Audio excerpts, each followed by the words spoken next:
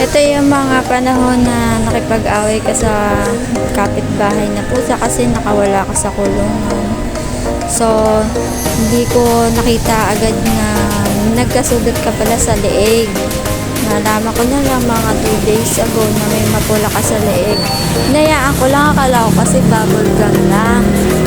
Ngayon, parang habang tumatagal, lumalaki na siya, tapos parang nagiging matamlay ka na. So, ayaw mo na kumain, lalo na yung dry food mo. Ayaw mo na kainin, naawa talaga ako sa'yo, sobra. Kaya yun,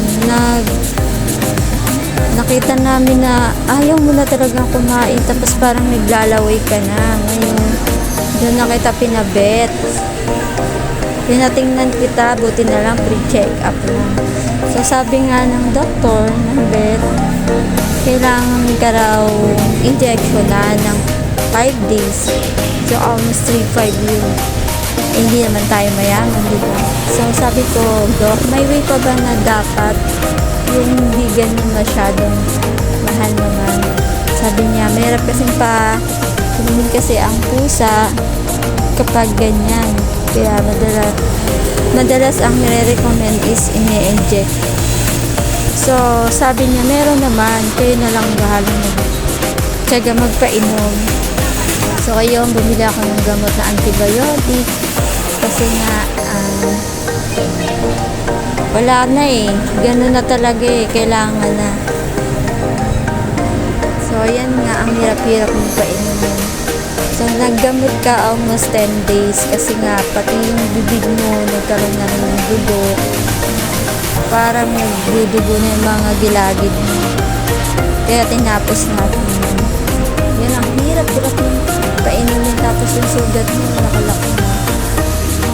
Tapos, hindi ka na makakain ng dry food, kaya wet food na lang.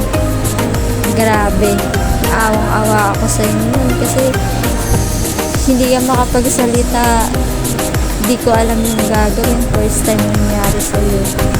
Love na love kaya kita, Sonic. Kaya yun, tinagaan ka talaga namin twice a day. Pinapainom ka ng vitamin, ng antibiotic. Hirap-hirap mong painumin, grabe. Pero syempre, love ka namin. Tinagaan ka talaga namin. So, ayan, tapos ka nang uminom. Hindi ko pa yung sugat mo dyan. So guys, thank you for watching guys. Update ko kayo sa next video niya kung ano na ang resulta. Thank you guys. Pa-share naman po at saka pa-subscribe na rin. Salamat. Bye.